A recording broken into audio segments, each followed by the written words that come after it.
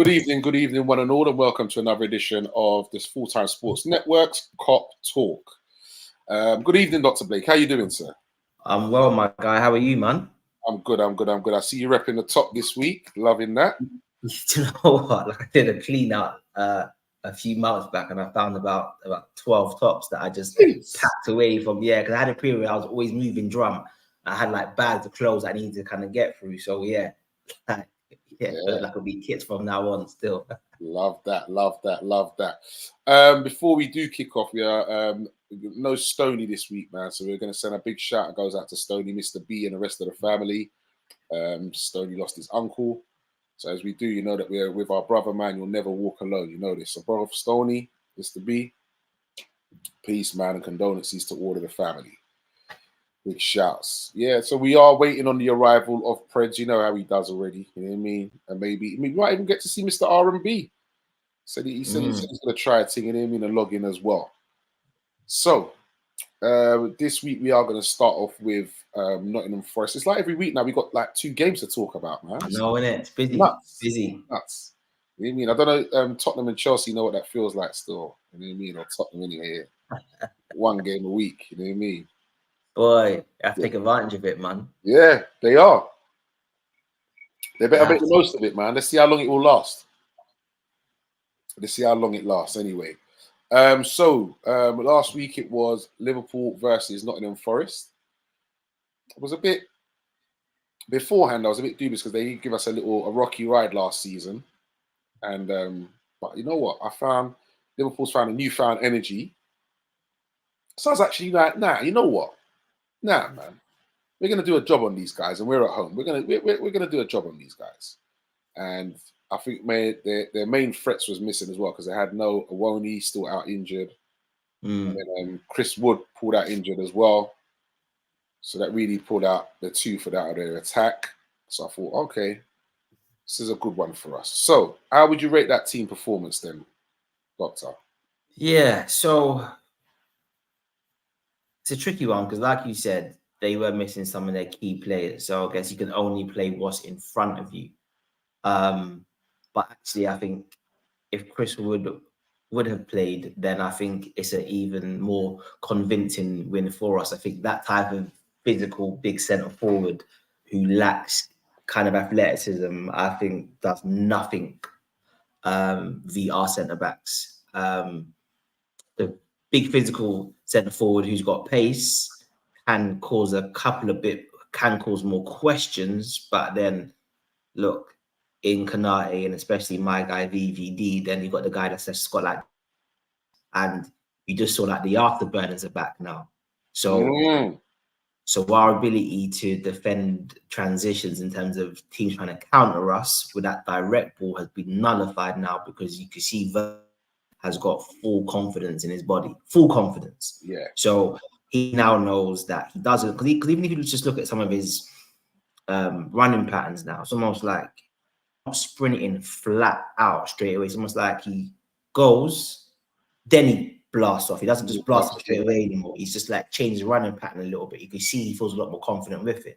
And then the thing about 5 or 6 strides, he's hit top speed. So yeah, like for me, I think it was just a very controlled performance. Yes, they had a few chances towards the end, but I just think like what the back line gave us in particular was a real solid foundation. And then I thought we were super dominant. And like, although some of our kind of link up play in the final third wasn't always slick, I think you have to factor in the fact of Diaz's absence, probably obviously Jones's continued absence as well. So like, it wasn't quite makeshift, but probably not the team that Klopp would have wanted to play. But I just thought he was in complete control. And I think what's nice right now is realistically, when we play these teams and we see how the team starts, we've got full confidence that we will probably get a result. So for me, I would say like a solid 7. Okay, solid 7. Yeah. I'll go with that. Definitely. We will also say send another "You'll Never Walk Alone" goes out to Luis Diaz, man. It's crazy, isn't it? It's nuts, man. It's absolutely nuts. So latest news I'm hearing is that his mum's been released, but they still have his dad. Yeah. And And it's someone called the National Liberation Army who've put their hands and said, "Yep, it's down to us." That's a rebel party out there, and it's that they're saying, "Yep, it's down to us about the kidnapping." And I'm not even sure what the demands are right now. this is it. Not even hearing. I'm Yeah. not even hearing about no demands. So I don't know, man. But yeah, prayers are with And it's a Lewis. tricky one because I guess I don't know any of the regional politics in Colombia at all. What's the political kind of that situation down there? Like, I don't understand why you would target like Diaz's people. Like, say he was just regular criminals and you just want to like make some money, it's a bit different. But some kind of like organized, I don't know, or like syndicate or a mini army. Like, I don't know why you target Diaz. Yeah, And then you'd like to think, okay, it's not that he's different or that he's special, but ultimately, I swear he's like the first indigenous, so like the first real Colombian, so the first person actually native to the islands to actually play for Colombia. So like their version of like a Native American Indian kind of thing. yeah, So, yeah, so there's something in that for my man as well, and he's not to say that makes it any different, but you'd like to think there's some kind of like national pride in terms of his story, and he's like the lineage of the country. So it does feel quite deliberate, if you see what I'm saying, the fact that like who's actually done it. So yeah, they get him like back as quick as possible, man. yeah, And man. maybe the club needs to, I don't know, like to be fair, that might make it worse if a club like Liverpool then tries to help out. Like, who knows, because it gives it more More scope, yeah. yeah, I don't know. Mm. But like, I do hope that they've got someone with him though, still. Yeah, so they apparently there was shows the other day showing there's a massive march Yeah, I out see there, that. like people out there and just in Colombia saying give him back, bring him back, and then release him basically.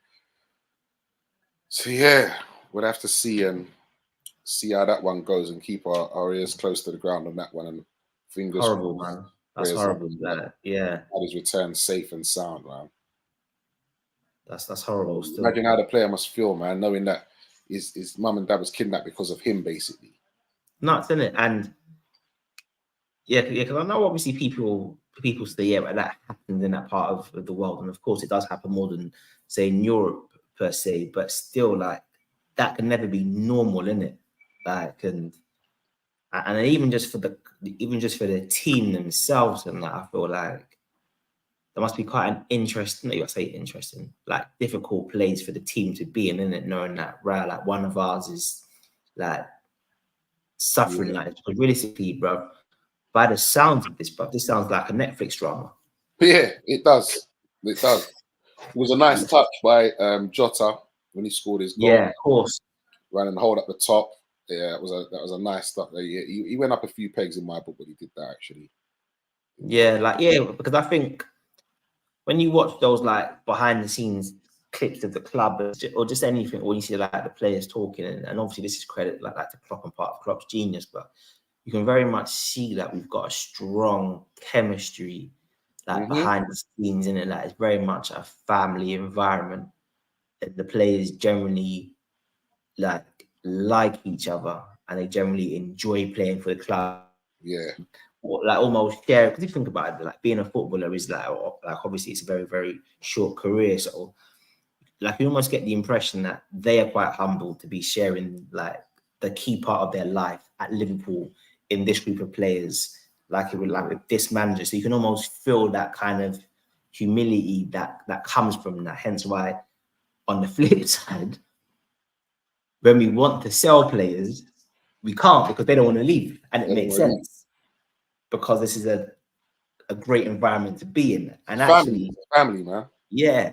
And actually, maybe if Klopp was a bit more ruthless, maybe that then changes the environment and it isn't as special. So yeah, like who knows kind of thing. So yeah, I just think that like the players must be like with him if this, and I can imagine if it's Van Dijk or whoever he's closer to, must be like regularly checking in with my man, and like so yeah, like you just hope that there's a speedy recovery, just because it's been what like a week now, nearly 6 days. Yeah, it's 5 to 6 days now. Yeah.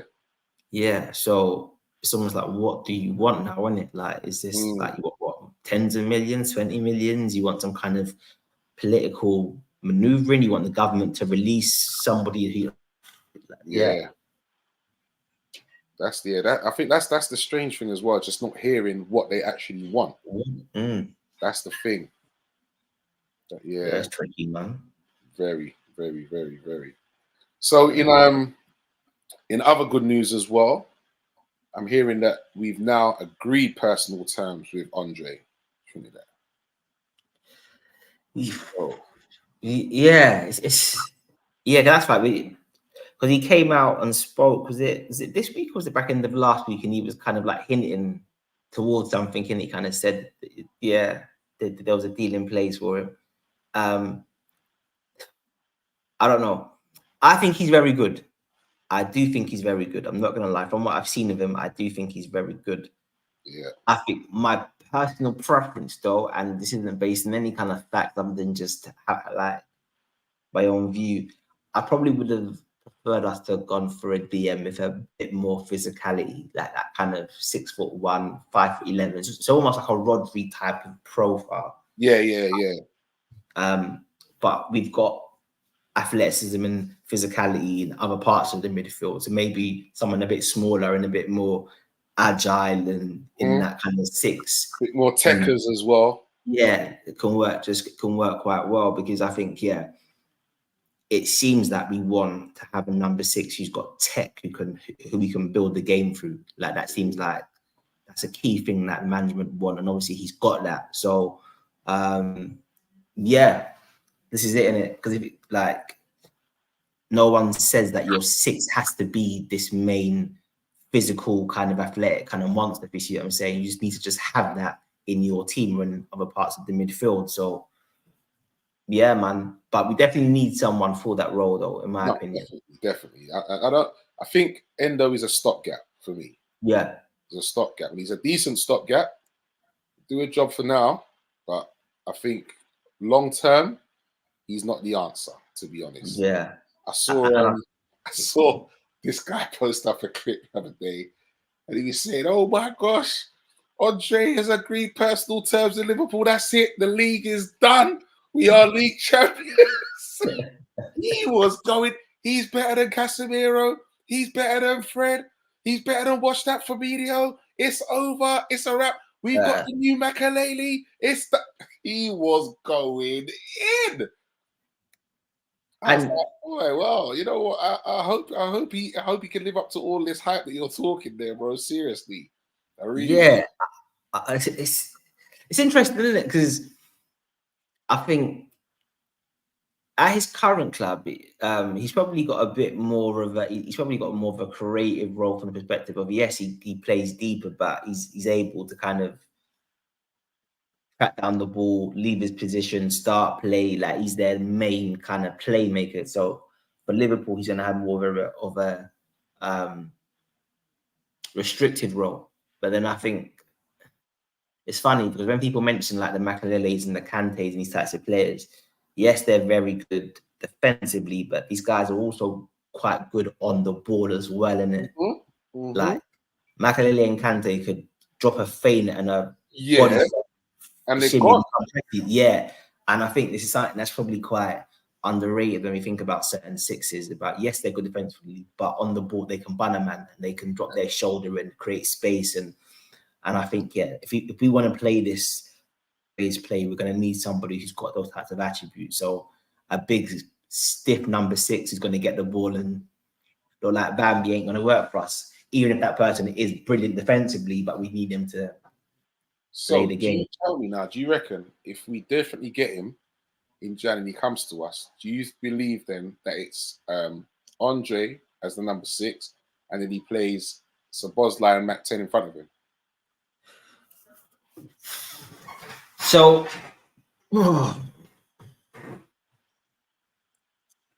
Klopp clearly loves Mac 10. And he clearly loves Szoboszlai. He clearly loves Gravenberch. He clearly loves Jones, right? So it's hard to kind of... So I think the one nailed on starter would be Szoboszlai. I think he will always be. I think he will always play. And then I can almost see Matt 10 and Andre rotating in that 6. But then equally, Matt 10 then also rotating with one of the 8s as well. I'm not quite sure how Klopp's going to play it. But then I think because we're not in the Champions League anymore, we're almost able to create what feels like a bit of a second string team. So in many ways, it almost doesn't matter, because if we go deep into the League Cup, FA Cup, and then the Europa League, these guys will all get a lot of minutes. Yeah. So actually, their minutes might be even more than the team that are already starting in the Premier League, if you see what I'm saying. So it'd be interesting to see how Klopp's gonna kind of shape it. But yeah, because I think Matt 10's dope, innit? I think he's so techie on the ball, like in tight spaces, the way he leans in, protects it, shields it, moves it. And one of those kind of players who he just gives everything balance. And I super love those midfielders who just, yes, they're very good with what they do, but it's their impact on the team, innit? It's almost just like, I guess it's that comparison between Jordan and Pippen, innit? It's like, you can't have two Michael Jordans, innit? You need a person who's great, but balances off that role, innit? Of course. So I'm honestly not sure. Like, what's your views on that? Like, how do you see? I feel Matt 10 right now, for me, is wasted as a 6. I don't want him playing there, to be fair. All right, he's helping us out and doing a job for us now, but I don't want him, and I don't think you're seeing the best of him, in my eyes. I would love to see that Andre, Szoboszlai, and Matt 10. Andre behind, Matt 10 and Szoboszlai, the 2 in front. Yeah. That's what I need to see, man. And let Szoboszlai and Matt 10 run riot. You know what I mean? And making passes for Nunez, Salah, and whoever else is on the other side, whether it be Gakpo, Jota, Diaz. I want to see him running riot, basically. Yeah. So I think you're right in a sense, but I think and I know I kind of answered this point myself a little bit, but I think Gravenberch and Jones are almost too good to be the 2 backups, if that makes sense. I feel like if one of them is regularly starting, and then you've almost got, like, say, 3 players rotating 2 positions, and you're all going to get equal minutes amongst those 3 positions, then I think you're a bit more included. But I just think, the moment Klopp's signed Gravenberch and used him as an 8, and I'm glad he has, because you can see that his best attributes are going forward. Yes, he's physical and that, but you don't want him playing your 6. That's an absolute waste. Like, my man's way too techie. He's got too much going forward. The drive, the 2-footed, either foot carries the ball, vision. You don't want that back there. It just doesn't make any sense. So because you watch Klopp on the touchline sometimes, and you just see him skinning teeth. Like, he's just like, yeah, man, boy, he's cooking, isn't it? You can see him just like, yeah, boy, like, this is cooking. Yeah, he reminds me of Hannibal from the 80s. What do you call it? So, and I love it when a plan comes together. Yeah. This is it. Yeah, man. Yeah, together, and it's like, it's working. Yeah. So I think, going back to the Andre point, I think if we do sign him, I can see possibly, unless he just comes in and he just looks absolutely bona fide world class, I could potentially see Matt 10 continuing as the 6 until Andre settles in till maybe, I don't know, February, March, and then he kind of warms up, because their season's different, right? So their season, I'm not quite sure how their team runs in it. Like, I don't think it's complicated, isn't it? I don't think they got long left in this season. Yeah. So then, almost like, do you want to sign him when their season's ended, to then throw him in straight into our season? If you see what I'm saying? Like, he'd probably need some kind of pre-season to recover. And I know their league's mad. I swear they've got, like, the local championship and then the national championship, and then done the Libertadores. And so I think, if we do sign him, I think Klopp eases him in. And I almost see it basically being Mac 10-6, Szoboszlai mainly playing, and then Gravenberch and Jones rotating for now. Yeah. Until Andre settled in. But And then Endo stay. It's good to have options, man. You need it, man. Options, trust me. I'm gonna say good evening to the silver one. Said, yeah, good evening, guys. We dodged you in the cup. Lucky you, mate. Lucky you. You know what I mean? We got the old hammers, mate. Got the old hammers. But I tell you what, yeah, Arsenal. So when I saw the Arsenal team yesterday, I said to myself, they're gonna lose because, like, people have to realize now the way that Serie A was like the powerhouse of European football, and you had 8-9 teams with ballers, guys like Zico playing for like Udinese, not even big clubs and that. That's the Premier League now. So teams like West Ham have got ballers. If you're not playing your strongest team against them, it's problems. Yep. It's problems because West Ham have got the Brazilian number 10 in their team. Here he is. Here he is. Can you hear me? 1 2 1 2. Yeah. Oh yeah, we can hear you, man. We can hear you. We can hear you, please. Look at that smile, eh? Hey. Evening, chaps. How are you, man? I'm all right. I'm now dry. I put some context. I've been football training. I put some context on that. Yeah, for real. Good move. Good move. Yeah. So we're What's going on? Well, we are now talking about silver one. As you can see, the silver one there. Oh yeah. By the way, silver one. Thank you very much, mate. You see our new thumbnail, lads, that he's put on there with Nunez celebrating. I see it. Yeah, like that, man. Silver one, mate. Loving that. Yeah, Silver one saying that we've dodged him in the cup. You know, Arsenal fans, so we now got the Hammers.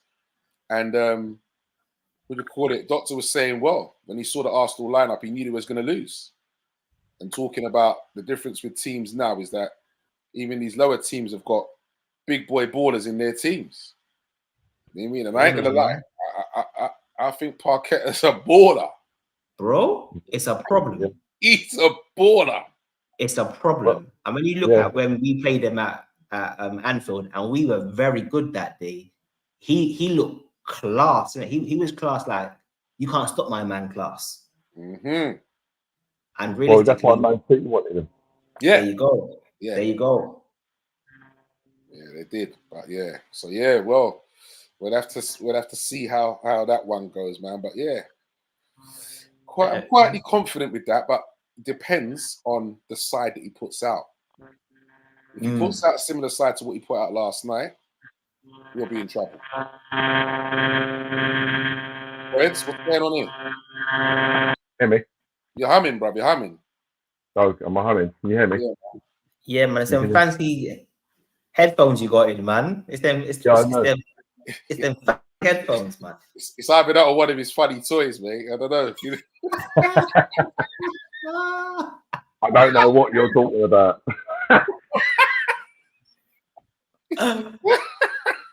Yeah, I like it, man.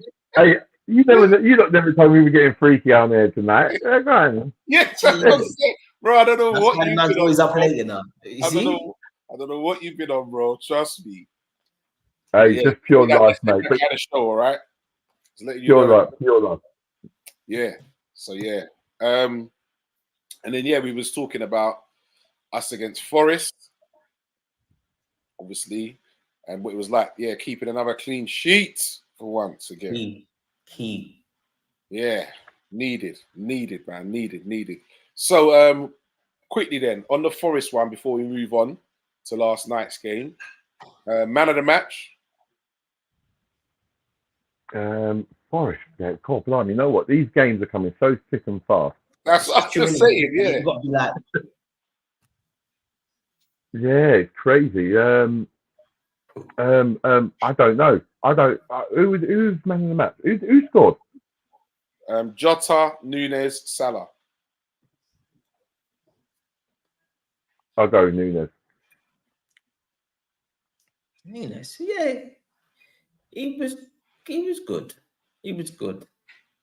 You know what? Like with Nunez, like the quality's there. We all know that the quality is there, and it will get better and better and better. But his just sheer enthusiasm and energy, and like you can see that he's learning. And I'm just another football fan where I'm just warming to him because he's closing down and he's pressing, and you know, just his energy just uplifts the team, and it uplifts the crowd as well. So yeah, and he took his goal very well as well. So Nunez for me. Yeah. Okay. And yourself? Van Dijk for me. I think he is back to being the best defender in the world.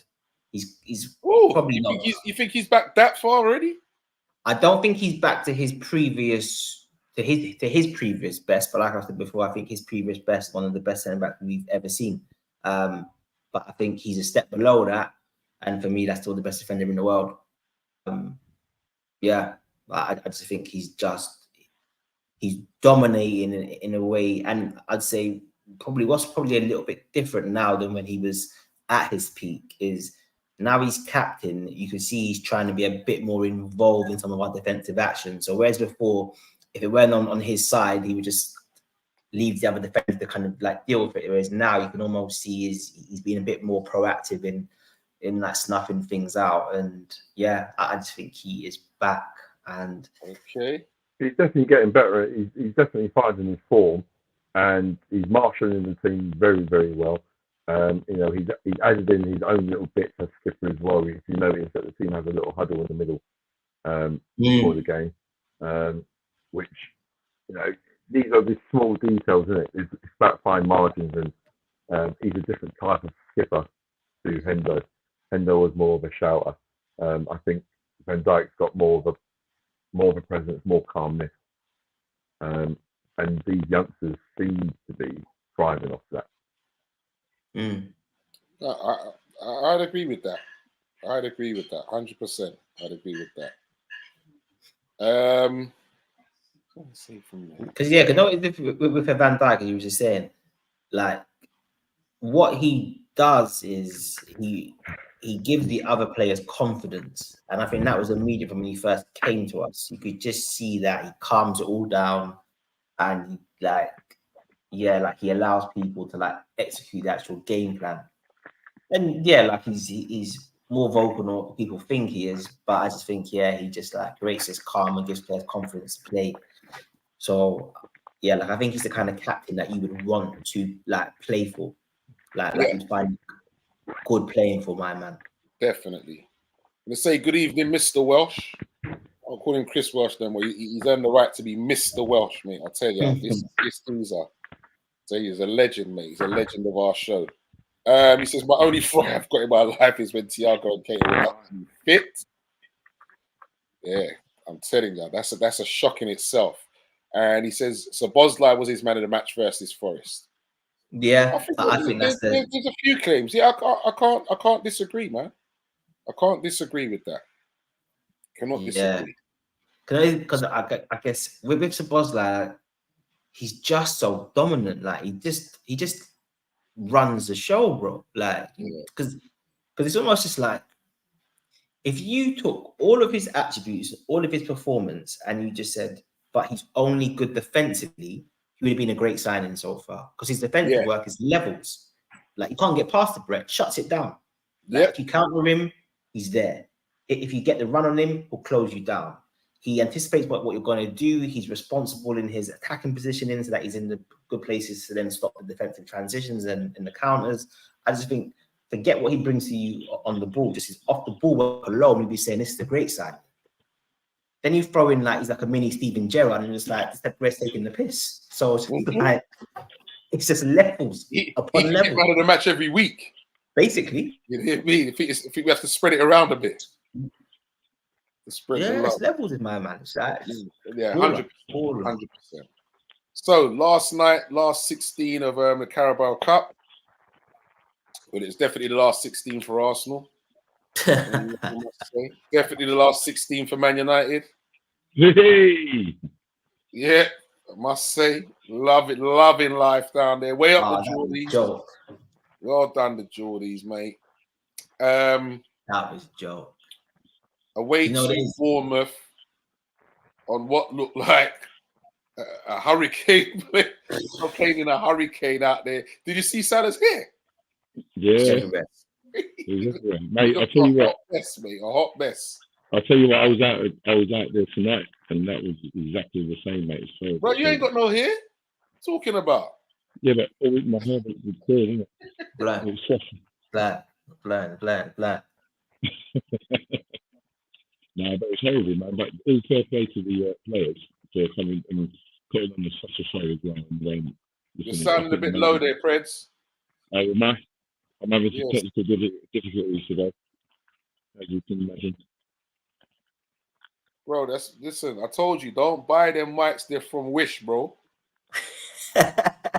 Told you it's ready, fam. Yeah, but they're making them look so viable. Like, See?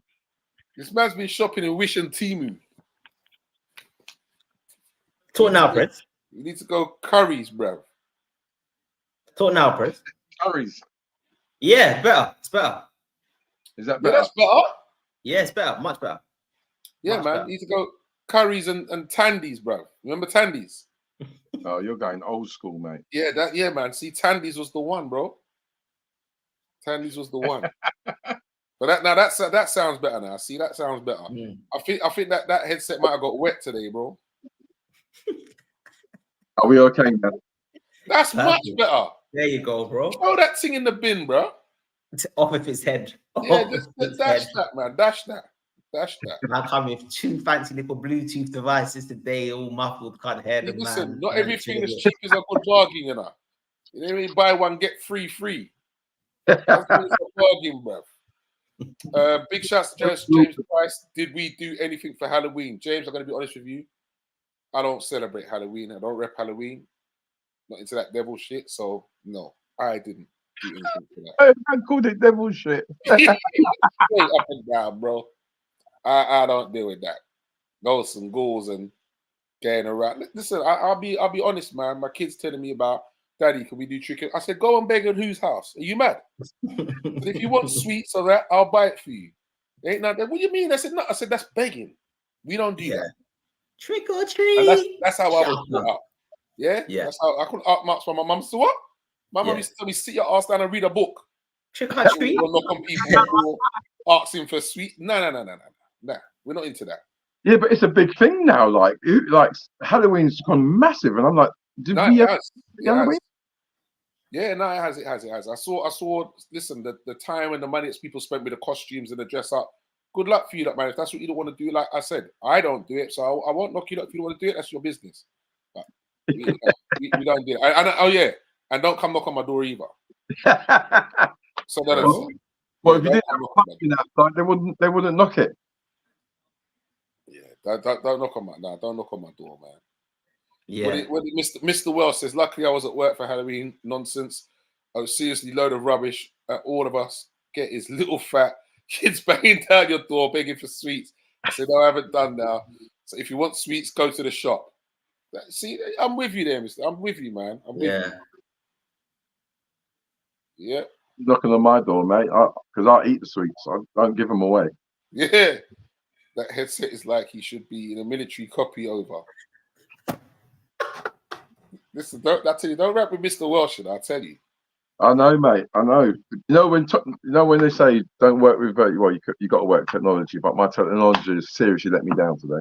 Yeah. You sound much better without it, mate. Much better without it. Anyway, so tell me, lads, team performance against Bournemouth, taking into account those horrendous conditions.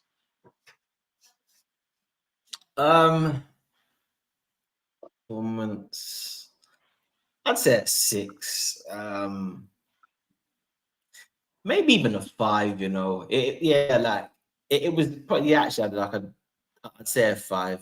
I thought we were a bit disjointed, partly like the weather conditions, heavily changed team as well.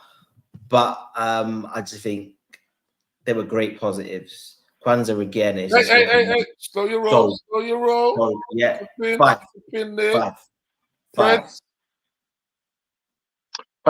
You know what? I'll give the boys 7. Okay. Okay, interesting. I'm interested now to hear this 5 and this 7. So don't worry, lads. We will get to the player watch, and Kwanzaa is definitely one of the players on that list. 100%. Okay. I can tell you that much. He's definitely on that list for the player watch.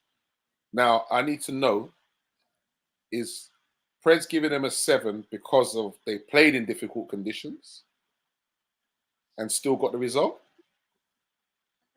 Partly because it was like Doc already said that they were disjointed, but you had some players coming in, and it's not always easy to play one game, stop, play another game. So players want to get the momentum and the rhythm going, and it was difficult conditions as well. So for them to go away to Bournemouth, and in football, you're now learning. People are now starting to understand that in most cases, the team that starts the game often doesn't finish the game, and that's the strength of a team game. And I think the players that got a chance done well, and we brought other players on to finish the game off. So good team performance. Okay, and Doc. Yeah, I felt it was just a bit disjointed, and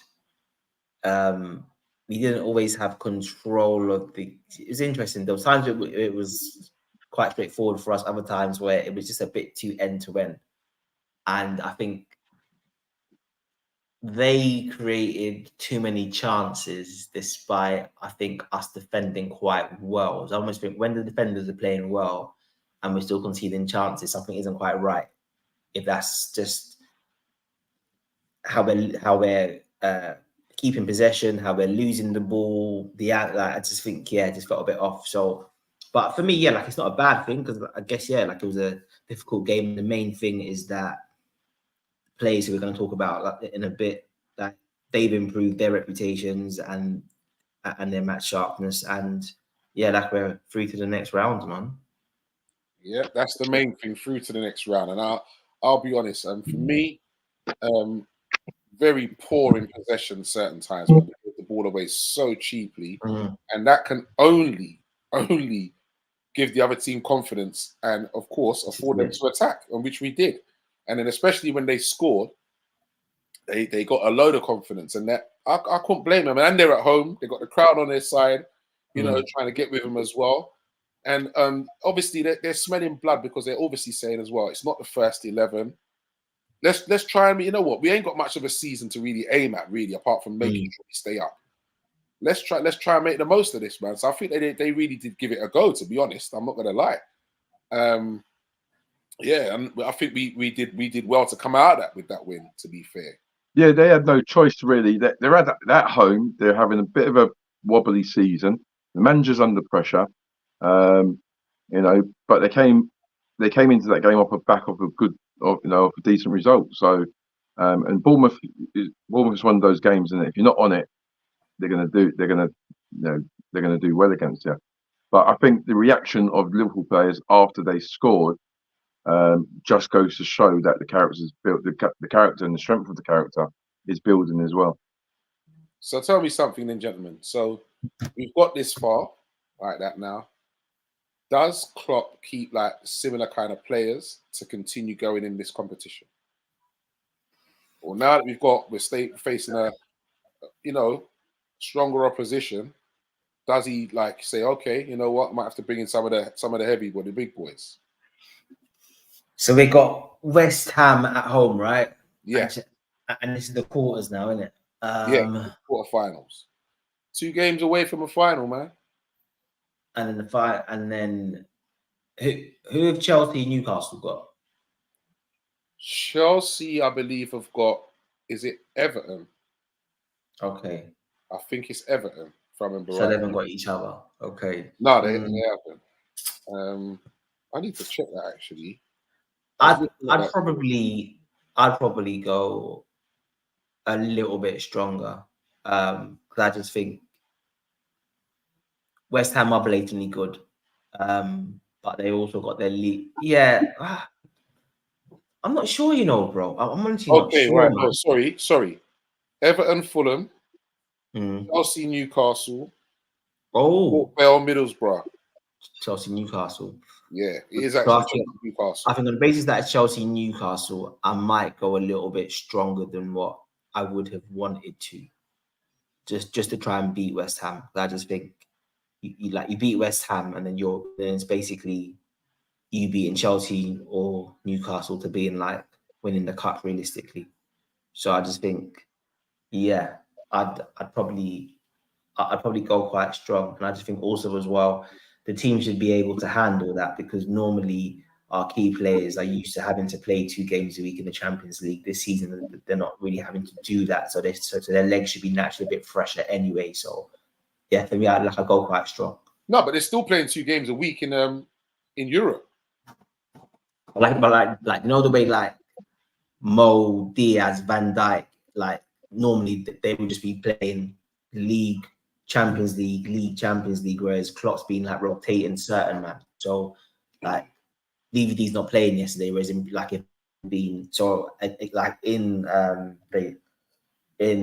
Europa League, like he hasn't really played that many of the games, whereas normally Champions League, like these guys are just playing flat out, isn't it? So I think playing the first team for 1 cup game should be okay, man. And Fred, what do you reckon? I think he's kind of, if anything, let the young lads continue playing. I know we're playing West Ham, but if you think about it, it would probably be only the other centre back. What's the centre back name? Kwanzaa would be a change. He would keep Keller in goal. And if you look at the midfield, our midfield weren't bad. It was Endo, Gravenberch, and Elliott. Yep. Elliott. Yeah, and up front what was up front was Gakpo, Salah, and who was the other one? Was it Jota? No, it's Harvey. Harvey. Yes, it was Harvey. Jones played in midfield. Hey? Jones played in midfield. Jones played midfield, and you got Harvey. Elliott. So Mo played as a 9.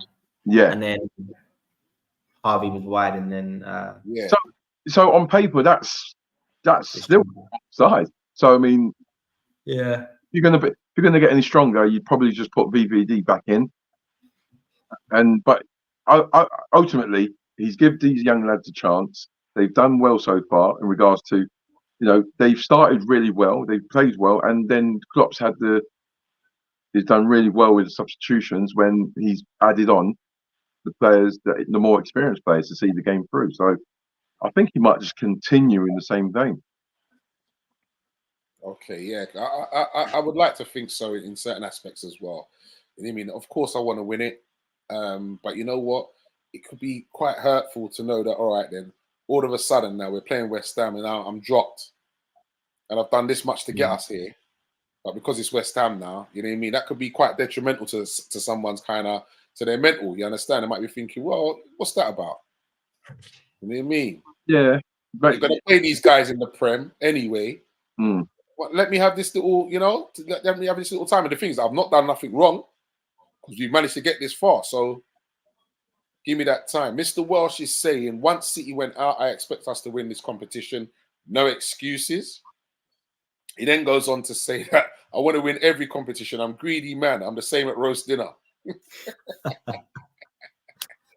He said, I only watched the Bournemouth game on highlights, but from what I saw, it was comfortable 2-1 win for me and could have had more. It wasn't that comfortable watching the whole game, Chris. I'll tell you that much, mate. Seriously, it was not that comfortable. I'm telling you. Keller has certainly did put in a bit of a performance there as well. I won't lie. Darwin, the inevitable Nunez. Okay, so we will step on to player watch now. And of course, I have to. No, you know what? I'm gonna save the best tool last. Let's start with Elliott first and foremost. Then. So we've been talking about this boy for quite a while now. He's had a few games in and out back of the team. He's trying to get back in there. Talk to me about Elliott yesterday. After you, sir. Okay, you sure? Okay. I think, unfortunately for Elliott, it feels like his best performances have come when he's come off the bench. And I understand why, because I just think what he's very good at is his decision making, his tactical intelligence, his vision, passing, so I think the things that he's naturally good at probably works quite well when we are dominant, we've got control of the game, and we need to just like open up, prize the team open. I think when a game becomes a bit more frantic and it's a bit more transitional, I don't think he shines as much, but we are seeing him look a bit more stronger in the ball. Just even like his shooting just seems a bit harder. You know, just basic things like when he lashes the ball now, like he's lashing it. It's not scuff shots. So I think he's showing his ability, but he's not doing enough to start like for me yet. And I don't know how he gets into the team, especially if I just think the way like the levels that I'm seeing from Gravenberch and Jones, who aren't guaranteed starters, then I don't necessarily see where Elliott gets that many minutes other than in this kind of like rotational role. So, but I think he's developing nicely, and he's still 20, right? Like no 20-year-old should be expecting to be a first team for Liverpool Football Club unless you're some kind of like world class legendary talent. So yeah, like it has to bide his time. Learn his craft, and I think what he needs to do is improve in terms of his playmaking abilities, because I think that's what his true strengths are. And so almost like if he's not going to be as good physically, when you get the ball, you need to be deadly with it. Like so there's still growth to come from him. So I think he's progressing nicely. He's just maybe about 18 months away from really being able to knock. Okay, Prince. Look, he's 20 years old and he's coming. He's had quite a lot of appearances in the first team for Liverpool. And you know he's going to have good games. He's going to have some dips as well, which you can expect from young players. What I like about him, he's energetic, enthusiastic. He's got his decision making is good for a young player as well, playing amongst the players that he's playing with. I think he's just got to learn to have that cutting edge, and I think he's been in good positions where he could have scored, and I think he needs to be a little bit more clinical. I think he knows that, but he's growing into a really strong player, and I like the way that Liverpool developed him, because they put him. He's played as a number 8, played as an 11, played on the right, played on the left, so he's getting a good knowledge of roles and responsibilities in these positions, and that can only benefit him going forward. And probably in 18 months' time, he could be starting. He could be a regular starting. I just think he's growing into a very, very good player. And I think hats off to the Liverpool coaching staff, because they've developed him really, really well. Thank you very much for that, Prince. But how do you think he played last night? Like I said, how he played last night, he didn't play as good as he has done previously, but you'd expect that of young players, and I'm not really particularly worried about it. He's come through a really tough game, either way. So, fair play to him. So, before I move on to the next one, when I say player watch, I'm talking about the most recent game. The man gave me his backrow history. How he came through the academy. You want the answer? You got an answer. Now, mine was a bit more sculptures around yesterday, bro. I was talking about like game states and like he wasn't as good. And yeah, that's a backstory. I'm talking about yesterday's game, bro. Right, ladies and gentlemen, this is what happens when no preparation. I normally have my notes. I've got my thingy. I'm just shooting off the hip today. Right, I've got technical issues. I was talking about nobody have your notes. Last week he was actually watching the highlights while we were on the show. Don't tell me that. Listen, the screen's here. Man was looking over here. Watching. Oh. You know what? And the thing is, I've been trying to look for my remote control to watch the TV so I can actually look at these performances today. Good. I didn't watch much of the game yesterday, to be fair, mate. So all I can say is that I'm sure he worked hard and he grafted, and we got the result. Job done. Well done, Harvey Elliott. For me, now, I'm just being honest, and for me, it was not one of his better games for me yesterday, I must say. Like you said, yeah, he works hard and he does all that. Yeah, no, I got no disagreements with that. But for me, yesterday wasn't one of his better games, and these are the kind of games where you need to be taking them chances, man, and giving Klopp a headache. You know what I mean, if you want more time or more starting time as well at that, you got to be taking these games, man. These games by the scruff of the neck. You know what I mean, and saying, "Yep, boss, this is why I should be starting." Mr. Welsh is saying that we definitely need to go a little bit stronger versus West Ham. He says we will beat West Pork. I expect us to win this competition. If it was away, then maybe it might be a different story. Yeah. Well, if we play Chelsea in this competition, it's going to pens. Chelsea, Liverpool have had more draws than a furniture shop. He ain't bloody wrong there, I tell ya. Good evening, Mr. VW. Nice to have you on board, sir. And Mr. R&B, nice to have you on board as well. So he's on his way home listening to the show. Make sure you're paying attention to the road, yeah, mate. If you're driving, that is. Make sure you're paying attention to the road. Okay, so my next player on Player Watch. So this is yesterday's game, yeah, gents. All right. It's Kelleher. Talk to me about Kelleher. Yeah, a little bit disappointing in that I don't think he was as commanding of his box as what we probably would have wanted him to be yesterday. Are you talking about with crosses coming in and that? Yeah, like he's on his line a bit too much. I felt. You know what? I think maybe I'm just gonna put it out there. I think maybe the weather conditions might have had something to do with that. Yeah. Ball swirling about, you're not sure. It looks like it's coming, then all of a sudden you realize, hold on, it's just hung up there or whatever. I don't know, man. I think he actually played it safe. Yeah, see, because I rate Kelleher. I think potentially maybe because of how good he looked when he first came into the team, maybe fans had almost over promoted in front of you of thinking that he's slightly better than where he was. And yeah, I just think, yes, he's 25, but he's played very little football. I think he started about 20 to 25, 30 games maximum in his pro career. So he hasn't played a lot of football. He hasn't had that big loan move.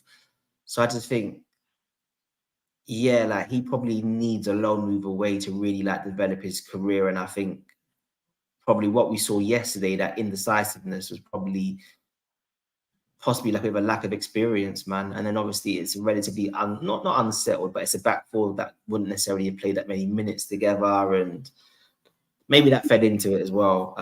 But I was a little bit disappointed in him, but kind of understandable in terms of lack of game time.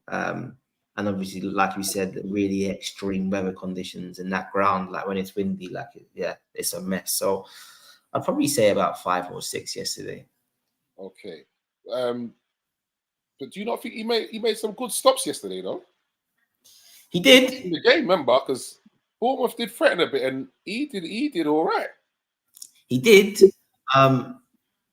But not to say that I don't think there was any saves he made where I was just like, wow, how's he done that? Like I think he made saves that I would expect. Yeah, but that's the goalkeeper's role, to make saves. Regardless of whether it's top corner, whether it's bottom corner, he's made saves. So, and the saves he's made really good saves because balls are bouncing in front of him. He's held them. Windy conditions.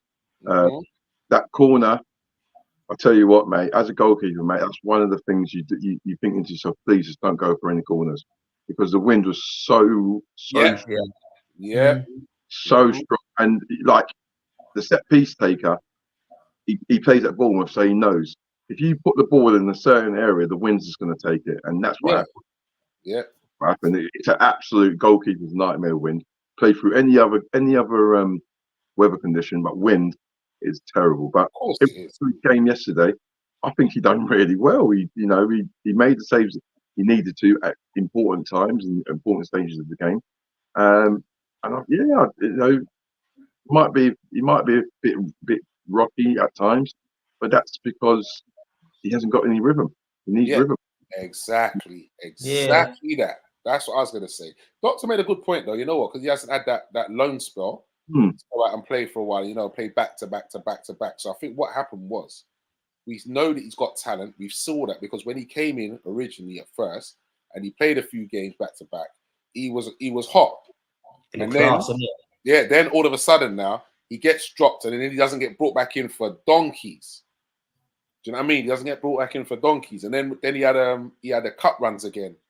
Remember? Then he was in for one of them again in the final against Chelsea, I think it was. He did play. I think he played in the League Cup, right? That's right. Yeah, played in those. And then you know what? Then again, he's out of the team again. So you know what? So then you have to come back in, start building up your rhythm again. It's hard, man. Especially for a keeper, it's hard. Yeah, that's what I was going to say. Like as a keeper, like any other players, out-school players can, if they're adaptable, they could play in other positions or do a job in other positions. Goalkeeper, that's it. That goalkeeper's a goalkeeper, and for the the time he spent on the pitch yesterday, I think he done really well in the conditions that they were, because it was an absolute nightmare for goalkeepers. When the ball's been hit at pace and it hits a very wet surface, and it's very difficult. So the saves that people think are look easy, they're actually very, very hard. Nothing worse than that ball bouncing in front of you, man. When you're playing in goal, nothing worse than that ball bouncing in front of you. I tell you, Mr. Walsh is saying it's their job to make saves. Absolutely, it is 100%. I'll agree with that. Okay, so finally on player watch, the third and final player is Mr. Kwanzaa. I'm gonna get comfy for this one and have a little sip of my drink, because I know there's going to be some talk about this brother here. Well, you know what?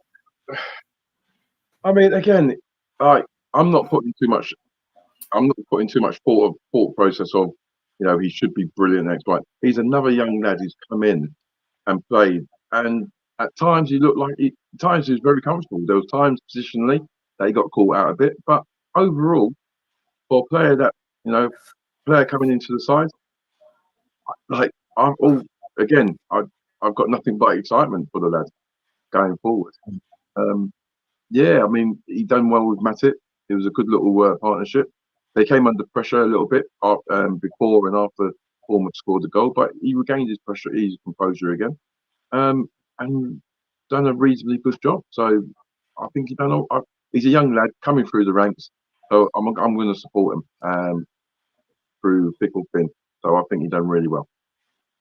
Okay, Doctor. Yeah. I think it's really hard to not get carried away with this kid, man. It's really hard, because I think for all of the things that we've spoken about so far, the win conditions, a rotated team, the fact that we didn't keep the ball well, so there was a lot of things happening that meant that the defense was quite exposed, and it was a hard game to be a defender in. And I just think he just excels. It's the composure, it's the technical ability, it's the positional play. Even there was that run that he had, and he ended up being tackled where he literally just carries the ball, and you can see like he wants a pass and it doesn't come, so he just carries on carrying it, and he gets tackled by the touchline, probably carries the ball about 40-50 yards. But then even that was the right thing to do, because it's almost like if you're going to carry the ball, the worst thing you want to do is do like a little sideways pass to get intercepted, then like you're out of position. So what he's done is actually this thing like in the moment. I just think he looks super good. And because we traditionally think of centre backs being a position that you tend to peak in a bit later, it makes it even harder to not get carried away with this kid, because what's he like 20? And like, it's weird. I find myself watching him and I start getting carried away. I start thinking to myself, like he might make the World Cup, you know. Like, Wow. Steady. Wow. Nah, listen. Once Harry Maguire's fit, mate, he ain't making it. I tell you that, mate. Once Harry Maguire's fit, mate, I tell you. Listen, Harry Maguire can be out of contract, man. They're still picking him. Let me tell you something. For me, yesterday, Kwanzaa was mustard, bruv. I don't care. I'm just like, this guy is our future, man. He could save us some peas. That's what I'm looking at. He could definitely save us some peas because this boy here, you could tell he's got it, man. He's got it. He just needs to stay level-headed and grounded, keep working at his game and whatever, and he's going to get to where he needs to be, man. He will definitely get to where he needs to be for me. Mr. Welsh is even saying, Kwanzaa's a little raw, but that's expected. We'll get better and better, as I keep saying. He's learning from the right people, not the ice skating brothers, Lovren and Saka. No, definitely. Yeah, man. You're learning from BVD. Yeah. Yeah, but don't you when that Matip? You know when he gets the ball, when he goes forward with the ball, when he just, like you were saying, Doc, like he came. There was times yesterday when he was almost. I know it's a big shout. I'm not saying he's like him, but it was familiar, like Alan Hansen when Alan ball and he smelled, smooth, and his decision making and passing the ball, and most importantly, the passes were always forward. Yeah, they were always forward, and he's making passes that breaking through lines. And this is a centre half, and he's 20-year-old centre half who's got the bravery and the ability to spot a pass and be brave enough in the game to do it. And he's learning. And he's not frightened to take the ball at the back either. No, he's not frightened to have that ball at the back. Serious. I'm like, this boy here, man. I'm telling you. Can you imagine like him in his couple years time, and it's him and Kanate in the middle at the back there. You've got your bruiser, and then you've got your quality mustard. Come on, This is it, man. And I go back to that assist he got against Leicester. I can't remember who ended up scoring the goal when he gets on the ball and he drives with his. I think to myself, like, you're right-footed. You're not meant to be driving with the ball with the outside of your left foot like you're a winger. Like I think his technical ability is a bit special. Big things for this boy, man. Big things for this boy. Could you call? Did he get an assist yesterday, or did he get an assist? I mean, I know he didn't know nothing about the ball when it hit him, but They hit him. But they might want to claim that one for real. You never know. You never know. So talk to me quickly, gents, before we move on quickly. So Kluivert's goal, what happened? I just think we lost control of the game, man. And I'm almost go on. No, I was just going to say it was just a corner kick, which they obviously worked on. Weather conditions played a part as well, because it was just a whipped-in ball, and the lad didn't make a run; he was there. Yeah, it was just sloppy defending from our point of view, leaving someone unmarked at the back post. But we play a particular system when we are defending corners, so we don't actually man mark. So zonal marking, crap. Yeah, so it was disappointing. It's always disappointing to couldn't see the goal, especially on a set piece as well. So we should have done better. We should have heeded the warning previously, because previously Gomez headed one off the line. Yeah. But hey, listen, it was. I just think it was. They knew what they wanted to do. They executed it well. Plus the weather as well. Yeah, I'm not really overly frustrated or worried about that. I just think sometimes, you're in certain match conditions where set pieces will become a lot more beneficial to the opposition. But I just think in general, especially since Virgil's come, and probably we've done quite a bit on the coaching field. Just prior to that, I just think we defend set pieces quite well. Okay. and whatever the coaching team are doing, I just think it works, man. Darwin Nunez, gentlemen. When that ball came across and I saw the miscontrol, I was like, Next thing you know, Clapped. It was in the back of the net. see, now Mandem again is messaging me, telling me that it was the wind, it was the conditions again, the weather conditions. Oh, well, yeah, about the whole touch. Nah, it was a bad touch, man. If you think about it, he was playing against the wind second half. Exactly. Bad touch. And So, yeah, and I just think even if it was windy, I would expect my centre forward to control it. I'm not gonna say, like it was the wind, that's why he didn't control it. Like, yeah, like the wind's gonna mean certain things, but nah, like he took a bad touch. It happens, man. Especially when you're that striker who runs in behind and taking balls that coming across you and that kind of thing. Just yeah, it's just a bad touch. It happens. Yeah, no. But then I expect my striker to control that though, to be fair, because in other games against better teams, that chance is now gone. You miscontrol it like that, and if you're gone out that wide, that chance is now gone. But I think enough. Yeah.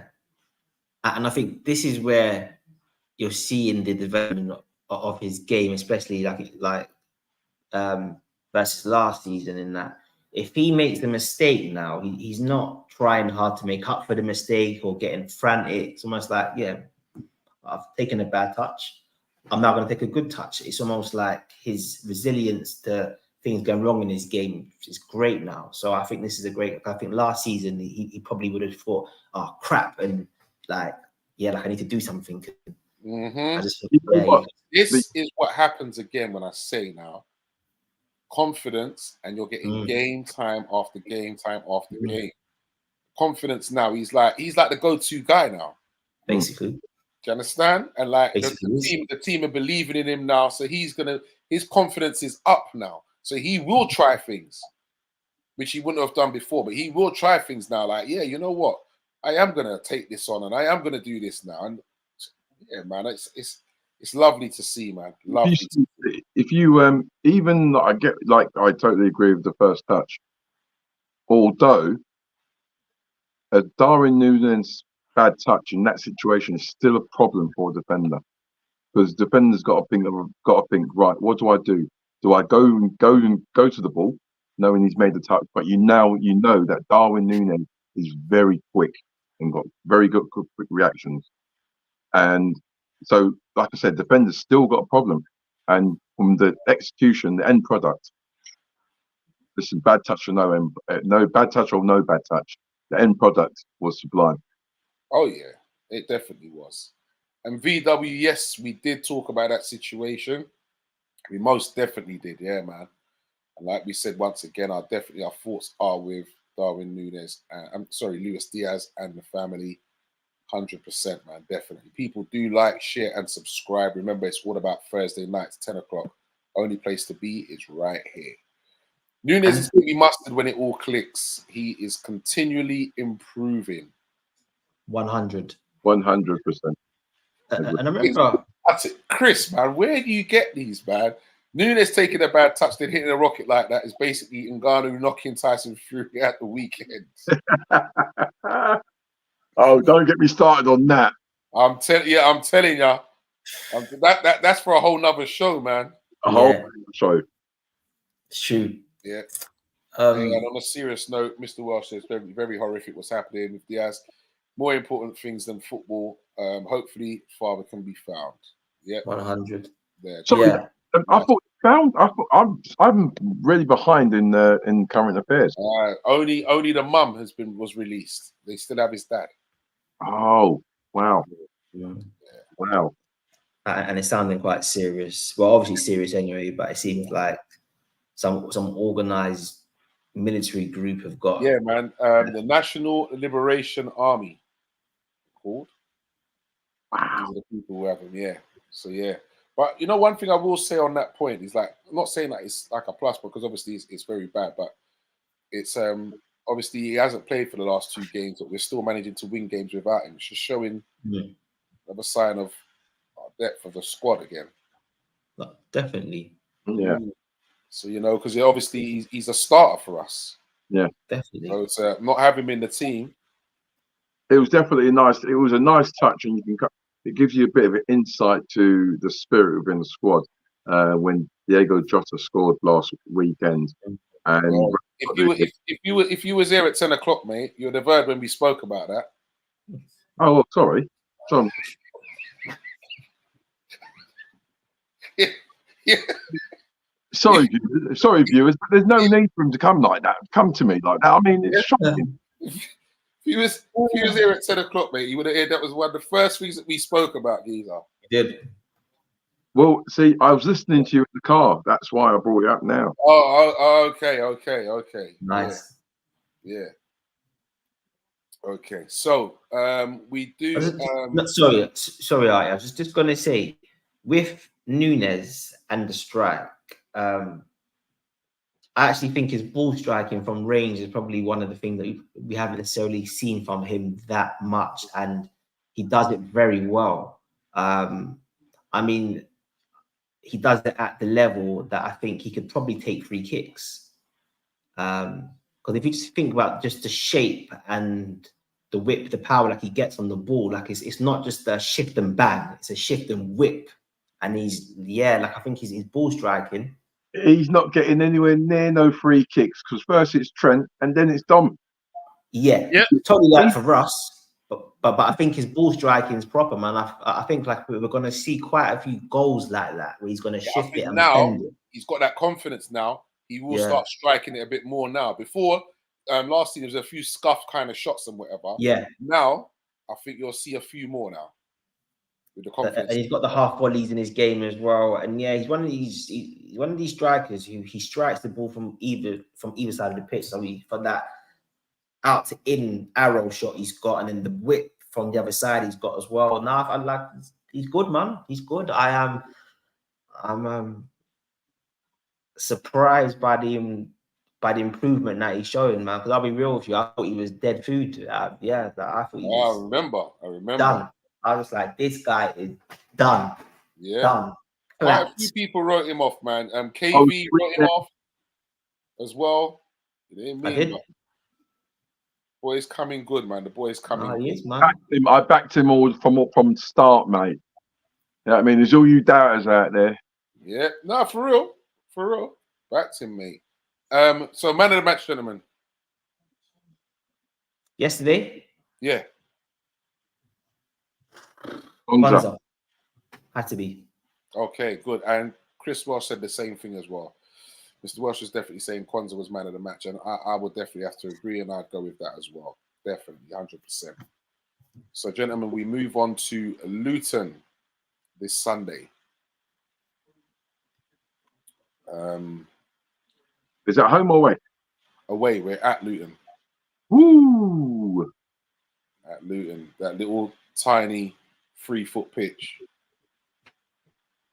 It's going to be a culture shock for some of them players, boy. It'd be like playing five-a-side. Wow. You know what? It's brilliant that this is why we love football, innit? You got Luton Town who's come up, and you got the mighty Liverpool going over there, and it just makes for a great game.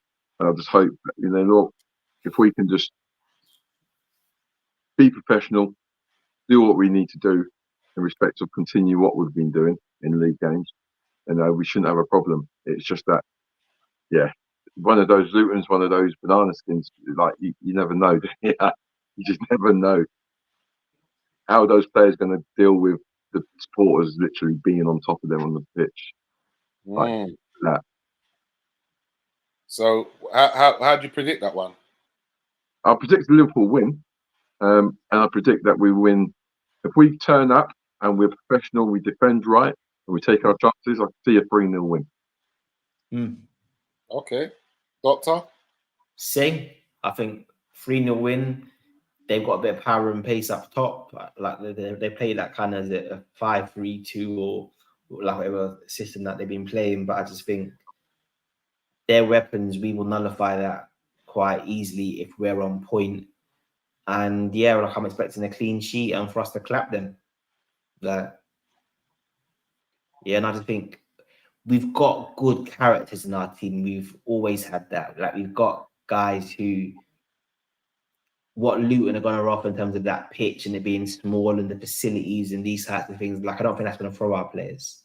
Like like we're not a bunch of pretty footballers who need to play in certain conditions on certain pitches. And I just think we're going to turn up, focus in, and Szoboszlai is going to bring them up in midfield, and Mo will do what Mo does, and Nunez might score a hat trick. Who knows? Okay.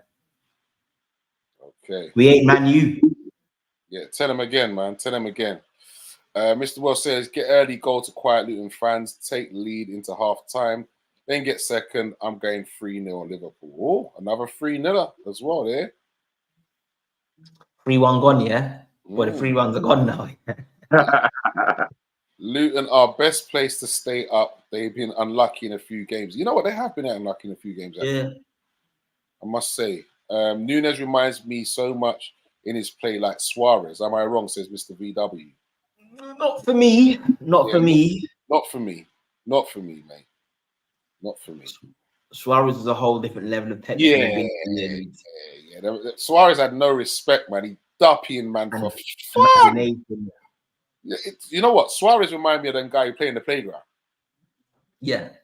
Get me? No joke. The nuts that he was doing, and it was just, come on, man. Yeah. Come on.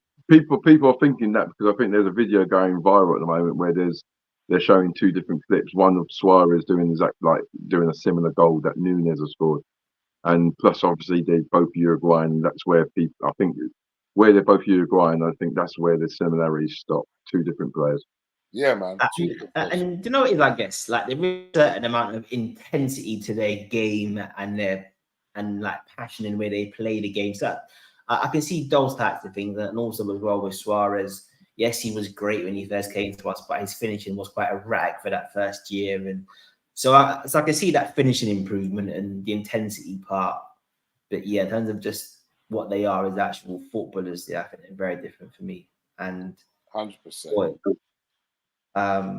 Maybe Nunez profile's similar when he peaks some kind of hybrid of a Torres and a Batistuta. If he really peaks, that kind of physical striker, hair flaring, banging the ball, shoving you off, can beat a man, pace, power. Yep. Long may it continue. So yeah, I you know what? Similar. I want to go for the 3-4-0 against Luton. To be honest, 3-4-0. Who do you see the man of the match? Against Luton? Yeah.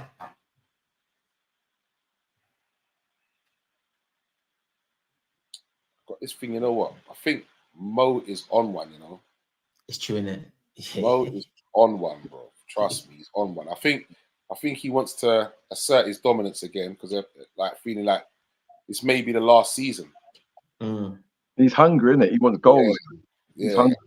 I think he wants to assert his dominance. But you know, I honestly believe if we win a couple trophies and we get back in top 4, he might stay another season. 100, bruv. I think Mo's proper like enjoying his football right now. I think he's really enjoying being at the club. And if anything, I'd probably argue he's the most happiest I've seen him. If you know what I mean. Yeah, I think he's seen the players that we brought in, and also, you know, we're in transition. But I tell you what, if we're in transition, then long may it continue, because they found their feet, mate, and the ball's rolling, and hopefully we can keep this momentum. And Mo, you know, he's got some good players around him. Szoboszlai can find him on a penny, you know. Of course, Mac 10 can. Darwin Nunez takes the pressure off him in regards to speed and stretching the game, you know. So he's got players around him that helps in the system, and he's enjoying it. And like I said, you've got that hunger now, that little hunger again, in it for goals. Yeah, and just he seems to just be like enjoying it. Like he's smiling a lot more, and it's a bit more like there's that fun devil in his eye. Like it just feels a bit different. Like it's more than just business now, isn't it? Like he seems more of a team player now. Yeah, more of a team player now. Yeah. Agreed. And I guess, you know what, I'm just happy for Mo because, like I know that there were concerns of how he would cope after Henderson went, because I know obviously like Henderson was the one who used to set the standards and all that. So it's just good to see that like Mo can still do Mo things and Hendo not be around. And obviously I'm taking a piss right now because I just thought that was nonsense. Like, hold on, Hendo set the standards, yeah. That's apparently what he used to do. Apparently, right? Standards. I remember reading of a marathon runner.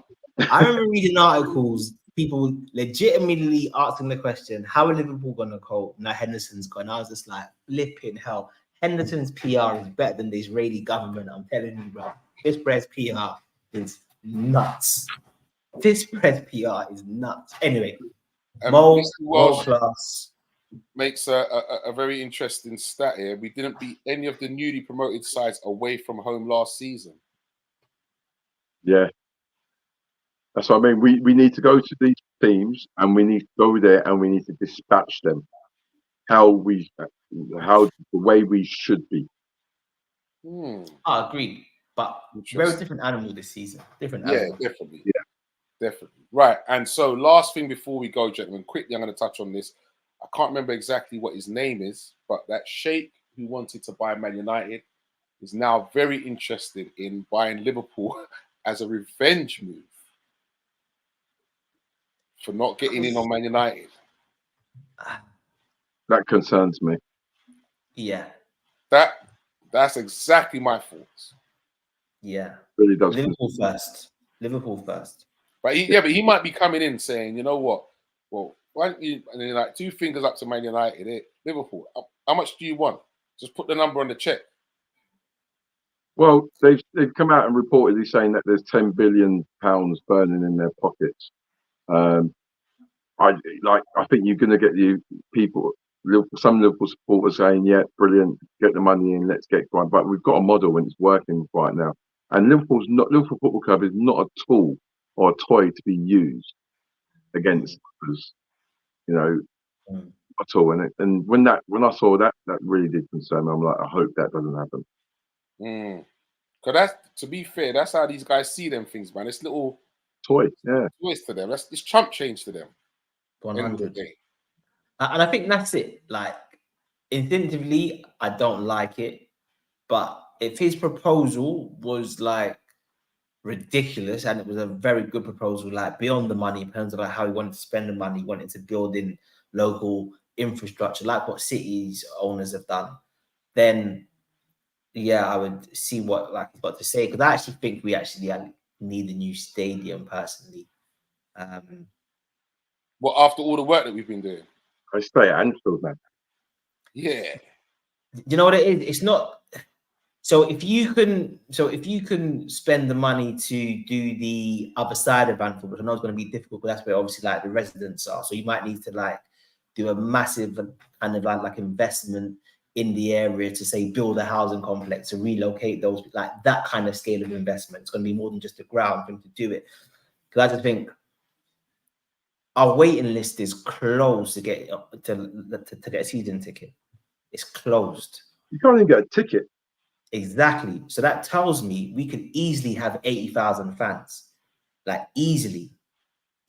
So whilst I'm grateful for FSG for what they've done and the new stand is going to take us even further, but actually, I think we could regularly fill at 80 to 85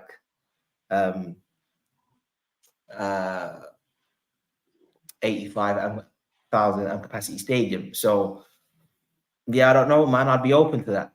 Okay, so Vinny's saying I don't think FSG are selling anytime soon. FSG want investment, nothing else. They want dough. Yeah.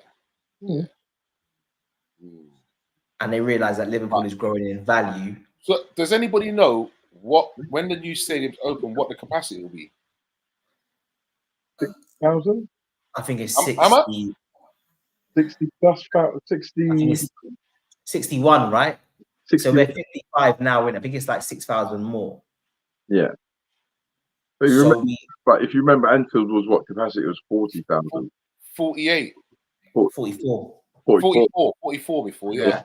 So back in the day, 44 capacity. We've moved up and we're going to potentially get now 60, 61. But I agree with you. We could like if we played at the new camp, we'd fill that every week. Not, but remember, would you be open then? Question to you. Remember, there was a little rumor saying that there was a potential that Everton and Liverpool could ground share. No. What? No. Don't even finish that sentence, brother. You crazy? No. But no, it is though. Not AC Milan thing around here, yeah.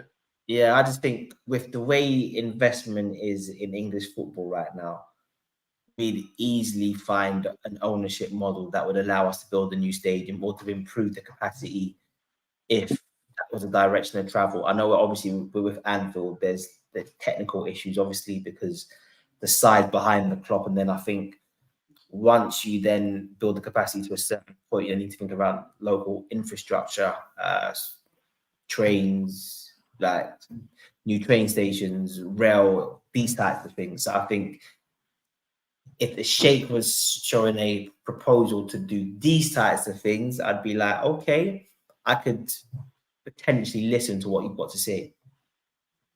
But don't you think though,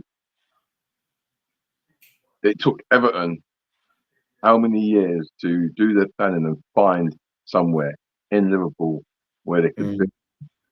Do you think that like there is space in the area to rebuild a stadium or to build a new stadium?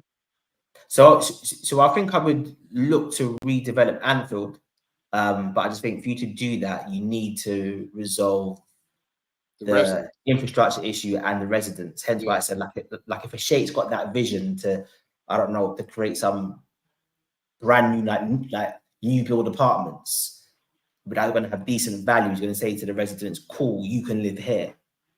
Then like I think there is that kind of vision, because obviously like we know that anything infrastructure they can spend as much as they want. So in theory, like this guy could flip and build 10 new streets and housing, and he'd be allowed to do that under financial fair play. So Liverpool ain't going nowhere, man. They're not moving from what you call it.